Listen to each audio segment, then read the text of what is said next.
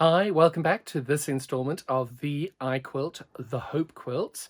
We're on week 5, and as if by magic, we have decided that we're going to try and do another colorway in the name of that there Tracy Buras from South Africa.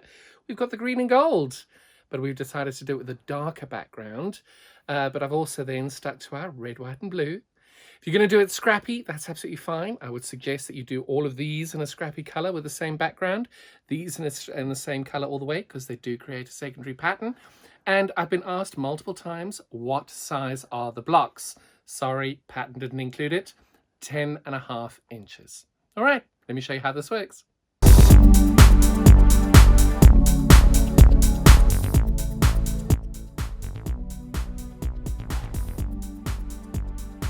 And now we're going to make 4 of those. So we are going to get this ready. So I'm using a white on white. So just make sure if you're using a white on white, you get it the right way around.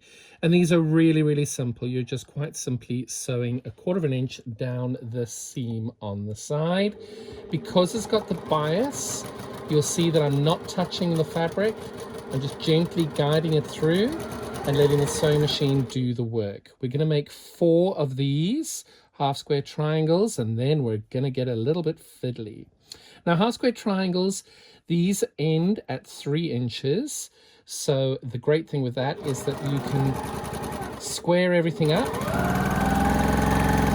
And that's 3 inches unfinished. But now all I'm going to do is press my seams open. Now, before I do that, I've done 2 already. I wanted to show you a few things that I do when I do the half square triangles. So as you can see, this is 3 inches finished. I'm using the Creative Grids ruler, but on all of the rulers that you use, you'll see you've got a 45-degree line along here. I always line that up against my seam line and then trim this accordingly. Now over here, you'll see I'm not quite at 3 inches. That's okay. There are no quilt police here, so that's not ideal. What you are looking to have is that when you line this up, you've got your 3-inch line there, your 3-inch line there, and that line over there, and you trim everything along. So this one is perfect, but when I put this one in, you'll see that I've got a teeny tiny gap over here when I line my 3 inches. So what I do is I just put that to one side because I know that this bit's correct. You can see that's on the 3-inch line, and you can see that's on the 3-inch line. It's just that little bit in the middle. So when I line it up to stitch it to the next piece, I'm going to make sure that this point is exactly at 1/4 inch. This point's at 1/4 inch, and luckily this gap is not bigger than 1/8 inch, so my seam won't fail. You will have blocks that will have this. Don't worry. No one is going to be judging your quilt. And if you are worried about it, make yourself another block. For me, I'm happy to use that, and you'll see the block will be relatively okay. Now I'm going to press my seams open over here, and we'll get that done. Now, these are the blocks I'm talking about. Now, the other thing to just measure as well and check that you're happy with is what I try and do now is I line that dotted line up against my stitch line, and I check if I've got 1/4 inch seam. Now, this is a little difficult to see, but you can see over here, what I'm trying to do is there's a 1/4 inch line over there. And what I want to do is make sure that the gap there is not bigger than 1/4 inch. If it is, that'll mean that part of your block is a bit smaller, like this bit over here. So what you're looking to do when people talk about a 1/4 inch seam or a scant 1/4 inch, you can see that that white line is just that little bit bigger than your 1/4 inch. So if I'd managed to get my fabric there, so just on that line of 1/4 inch, my stitch line would have been there, and that's what they call a scant 1/4 inch. So you can see the gap is so tiny to get that scant 1/4 inch, but it isn't a problem if you don't get it right. Ideally, we're just looking for the block to be 3 inches, but if you don't get it to be a scant 1/4 inch, that is absolutely fine. But if you've ever wondered what a scant 1/4 inch is, that's what we're looking at. Now over here you can see I've lined my top line up over here, and again I'm a little bit short.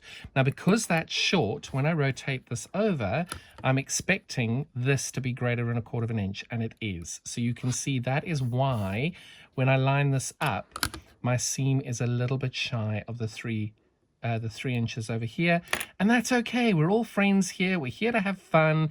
We're here to enjoy it. We're not here to criticize. So all I'm doing now is I'm lining my 3-inch line up there, my 3-inch line up here, and I'm trimming on all of the sides as I go along. And the reason I do that is I don't want the dog ears going through to the fabric on the other side. So all I'm doing now, as you can see, 3 inch, 3 inch, and I've got a little bit of a gap over there. So I'm going to split the difference and just trim off my excess over here. Okay, and I'm going to do that for 4 of the 5.1s. This quilt has got a 5.1 at this point because we're doing block 5.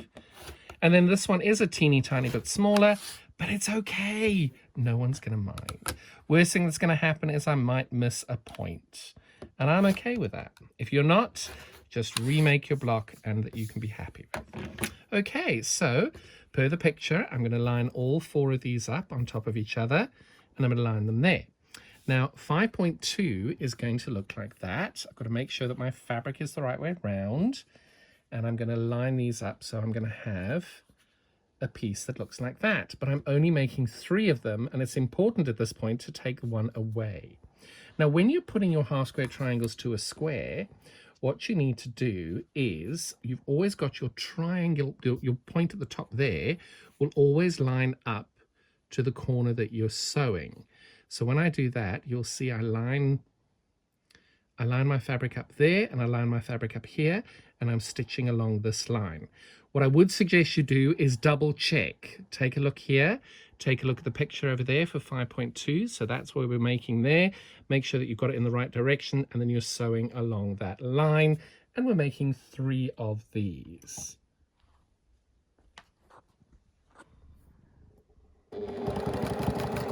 I feel like I missed the beginning bit there. My little sewing machine's been having a moment of late.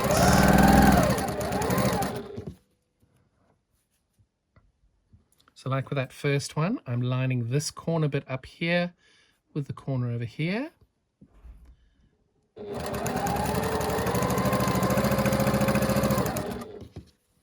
And again, over there, just checking that you've got your white on white the right way round.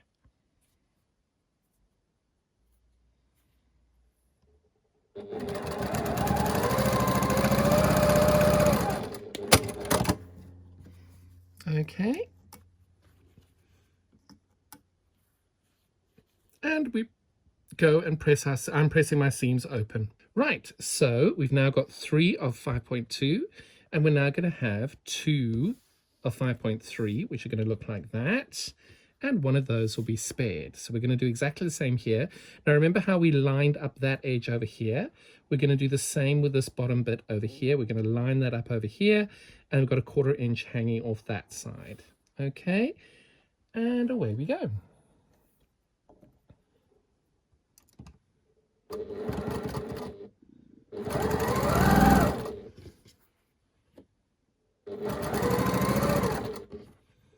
Always keep checking back to the diagram that you've got it the right way round. It does help your unpicking processes.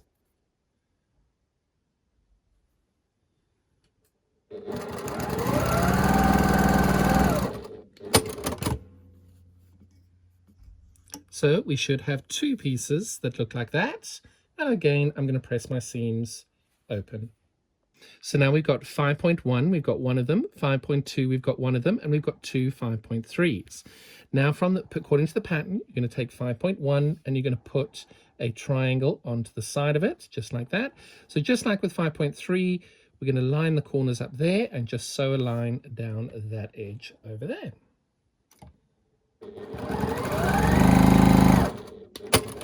Now this is quite a good one that we can actually just double check if my seam allowance was okay. Now you can see I've used a white thread over there, and you can see that is actually really good. I'm very happy with that. That is exactly a 1/4 inch. I think it's always important every now and then just to double check that your 1/4 inches are okay. And that one is pretty good. If it's not okay, you'll just then know why your block doesn't quite line up. But check your 1/4 inch as you're going through the block as you go. So now we're going to sew the 2 5.3s together. Now this is where it gets a little bit more interesting. So check for your pattern. This is what we're looking for. We've got the white over there, the white over there, and these are going in the right direction. Now, when I sewed these 2 together over here, so that is your 5.3 there, and you've got another one over here. Now, when we put them together, we're aiming hopefully to hit this point over here. Now to do that, we did this in our previous week now for week 4. We can do our special trick of using a pin, or you can eyeball it. And what you're wanting to do is to put a pin right through the point where your white and your blue intersect. You want your pin to be going through there at that point.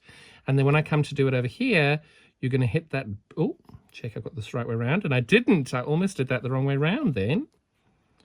Rather triple check. So we're going through this point here to that point there. So you want your fabric to match there. And you want your fabric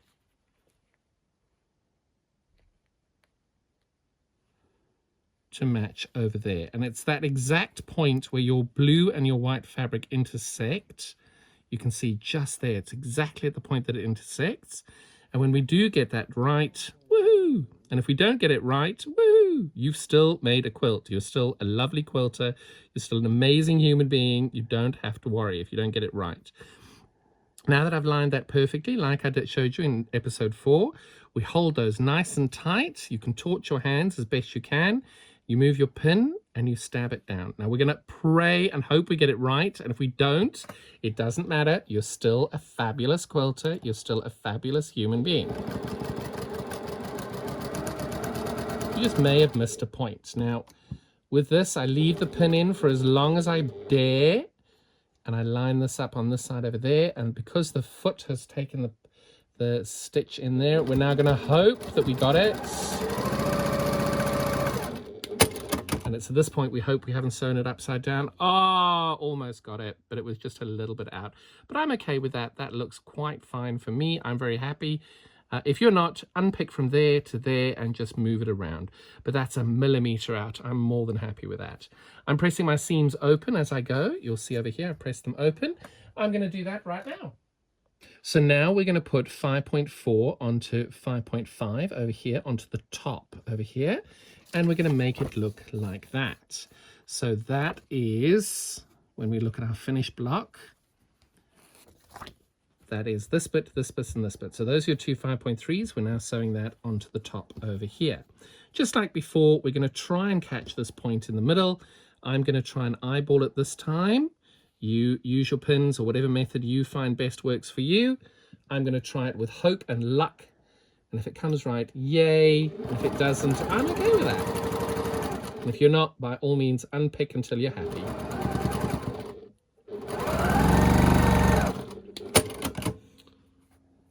I'm just never using pins again. That was exactly what I'm looking for. Annoyingly, I've got the white bits of the fabric on the edge, but that is a pretty perfect point. Now, because I know that this bit down the bottom goes on the bottom over here, I don't need to worry about this. I can press them all together. So now I'm sewing the 5.2 onto the bottom of 5.6 to make that work. So again, try and get this point if you can. If you want to eyeball it, eyeball it. If you want to pin it, pin it. I'm going to give it a go and try and eyeball it and see how we go.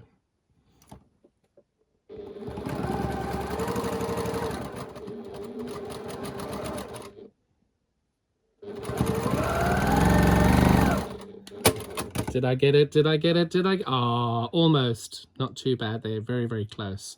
So now press those open and we're ready for the next section. And I'll talk you through the next section now. What's important to remember is, per the diagram, we're wanting our red to go where you've got 4 triangles, and you want your background to go where there are 3. It's very important you get this the right way round. You'll see over here, we've got the 4 going towards your color. So over here, I've done it the other way round. Sorry, I haven't done it. The wonderful Anne Davies has done it. You want your, what I've called blue, facing your red, and your background has got the 3. It's very important that you get that right, otherwise it's not quite going to flow in the diagram. So we're making the background goes with a less number and your red fabric going with the 4 points over here. And we're going to stitch that along those lines. But first, press your quilt, press this section really nice and firmly. So I'm just getting rid of my little bits over here. Now over here you'll see I've got a few little blue pointy bits sticking out. And I'm just going to get rid of my dog ears over here, especially because I'm putting it onto a background piece. I don't want the blue coming through. And over here, I've got whites, so I'll just get into the habit of getting rid of these. By all means, do it freehand or use a ruler. Just please be mindful. I do not want any injuries from any of you, okay? So now what we've done before, as I've said, we're going to put these 4 towards the red, and then these 3 are going to the background fabric. Make sure you got your background fabric the right way round, and we're going to do this. This is completely on the bias. This is on the bias. So we're not going to stretch it. We're not going to allow it. We are going to, however, we're going to fold this in half and get that there. And we're going to create a fold. Now I'm putting it wrong side to wrong side. And then this piece, I'm going to fold it, line it up in half again, right side to right side. Now the reason I'm doing that, and I'm doing it on both sides, the reason I'm doing that is when you do this, you've got 2 little valleys then, and you can now line that up there. And by all means, put a pin in it, because that's your middle section over there that we're lining up to, okay? And then over here, in theory, you should just have a little 1/4 inch over this side and a little bit of a 1/4 inch over that side. I always just try and make sure that we do a little fold in the middle. Just that way, then, if you can try and get it exactly in the middle, that would be great. And just do not stretch, do not pull. I'm just gently allowing the sewing machine to do its work. Now, stupidly, I should have done this from the other side, because what you want to do is line your foot up. You want to line this section up here. You want your needle to be going through that point over there. That was very silly on my part, but we're just going to hope for the best. And we're all friends here. There we go.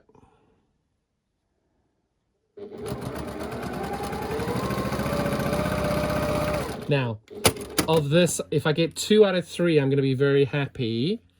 Oh, that's perfect. That is exactly what we're looking for. It's just kissing that point over there. That's exactly what we're looking for. Now over here, I'm going to be a little bit more remembering. I'll remind myself, should I say. And I'm going to now fold that and fold that. And because this is right sides together, I'm then going to put this over here. Check, I've got that in the middle. You can see where you've got those fold lines. They just fold into each other at that point over there. And I'm going to do this from the back so that you can see what it is I was trying to achieve. So when I stitch now, you'll see I'm not pulling, I'm not stretching, but what I'm trying to do is to get this needle to hit this point just here. You can see as I go along, I'm trying to get it just this side of that blue dot. And then in theory, I hit the spot perfectly. Oh, that's exactly what I'm looking for. Fingers crossed it's worked.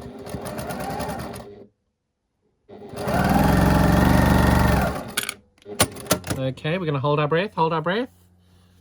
Oh, that is exactly what we're looking for. That is the most perfect point you could imagine. That one's 1 millimeter out. Now you can see over here what I mean by it's 1 millimeter out. If I want to, and you have got it that it's a little bit further out, what you can do is go back. You don't need to unpick anything. You go back, you stitch 1 inch away from it, and you can see, oh, that's exactly what I'm looking for. And when I've stitched that, you can see it better over here. All I've done is I've stitched that teeny tiny bit there, and I end off cutting it over there. And did that fix it? Ah, perfection. That's exactly what you're looking for. So if you're a teeny tiny bit out, you can go back and stitch that line on. It's absolutely fine. You can see just how teeny tiny the difference is there. It really is small. It's not relevant if you don't want to do it. But look how good that point is. I'm going to press that now and show you the finished product. So now we've finished our block. Now you can see it's a little bit raggly on the outside here. So what I'm going to do is I'm going to take it to my mat and I'm going to check. So it's a little bit short. You can see over here, I'm looking to get it to 10.5. It's a teeny tiny bit short in certain places, but I'm going to still square it up and get it to 10.5. And over here, you can see it's a little bit short as well. Now, because I can see that this is short, I think it's important to flick around and see why I'm short. And I can see immediately I can see that this red seam over here, you can see automatically my seam is a lot bigger than 1/4 inch over here. So that's given rise to that. This is a bit bigger, which will mean that my gaps over there are a bit smaller. And over here, again, you can see when I do that, you can see my 1/4 inch over here is very much larger than the other one. So now I know that these are the reasons why this hasn't quite worked. So when I do the next block, I always try and do one first. When I do the next block, all I do is I just try and make sure that I move this into the correct space on my sewing machine to make sure it's not small. And at the end of the day, it doesn't matter. The quilt is for me. It's not for a competition. I know what the problem was. When I measure this one, this is the one the gorgeous Anne Davies has done. And of course, Anne is brilliant. It's exactly 10.5. This is one that I tried earlier. This one is exactly, well, it's 10.25. So I know my seams are a bit large with this one. When I fold it back, I can see automatically that one already. You can see just that teeny tiny little bit on the edge there. I'm not sure if you can see it. Let me put the white behind. I think it's important that we show you where the errors are and why it's come out that way. So when I put the 1/4 inch over here, you can see that teeny bit over there, because it's on this side and that side, that'll add 1/8 inch. And I'm pretty sure on my red as well, yep, you can see I'm too big on my seams there. So I'm out by 1/4 inch because my seams here are too big. If I'd made this a bit smaller, it would have been spot on. But there we go. We're not picking the block apart. It's done. It's gorgeous. It's wonderful. And we'll be back next week. Before we run off, I just need to double check. You are making 8 of these blocks. All right. By the end of the 8, you will be ready. I'm sorry that there's quite a lot for this week, but I promise you it's going to look so gorgeous in the finished quilt. Almost there. 4 more weeks to go. The great thing about being a little rounder than other people, you can rest your blocks while you talk about them. So if you are going to do scrappy, maybe you want to do these 3 triangles, all the same color for all 8, and then these 4 in a different color, all the same color, because by doing that, you will create that secondary pattern. This being the same color in all 8 will be really great. And I'm assuming if you are doing scrappy that your white will be background the same all the way along. So this was my batik option.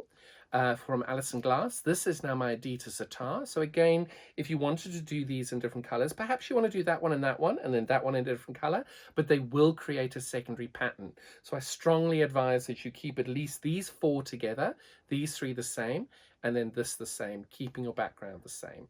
And of course, I wanted to make sure that we did do something with a dark background. So that gorgeous Anne Davies has very kindly made this quilt for me. So we wanted to make sure we had the green and gold for the South African Springboks and make sure that we've got a nice dark color, because I think that complements this really well. And it gives you a nice bit of contrast on there. If you do want to follow us and you found this on YouTube and you do want to get the pattern, make sure you check out www.iquilt.studio. That's iquilt.studio. And you'll be able to look in the store section or the shop section, look at patterns, and you'll see the mystery block of the month in there for 2025, and you'll be able to get the block there. It is going to be free up until May of 2025. After that, there will be a small fee. From that fee, we'll be going to the Voices in Cloth program of South Africa to help underprivileged children learn to sew. This is week 5. If you are going to post this onto social media, please tag it as The Hope Quilt, and we'll be back again next week. I hope you enjoyed this week's installment. There are going to be a few more. You may have missed a couple already. You can catch up with them all on iQuilt with John on the YouTube page, iQuilt with John. Look for the playlist, The Hope Quilt. Anything you pop on social media, I would love to see it. If you could use the hashtag, The Hope Quilt, I would be so grateful. And iQuilt, that'll be awesome. As you'll see on the screen now, you've got the links for the Facebook page if you want to interact with our recipes. You've got our Instagram page if you want to interact with our Mindful Monday live broadcast that we do every Monday. And we've also got the links then to the John and T Squared podcast, available on Audible at this link, available on Spotify at this link, and available on Apple Podcasts on this link. When in doubt, if you do want to reach me and get in touch and have a question or anything like that, drop me a line at this website now. You'll be able to see there's a contact form. You can drop me a line on our contact form. And also just check out the website, iQuilt.studio, and catch up with all the latest news. And maybe you want to subscribe to our YouTube channel. Be so grateful for all your support. Speaking of gratitude, I need to send a massive thank you out to the amazing, gorgeous Anne Davies, who's made all the samples for this quilt, prepped all the blocks, and just been an all-round awesome lady. Anne, you're a superstar. We love you. Couldn't do with this without you, and nor would we want to. Have a great day. See you next week.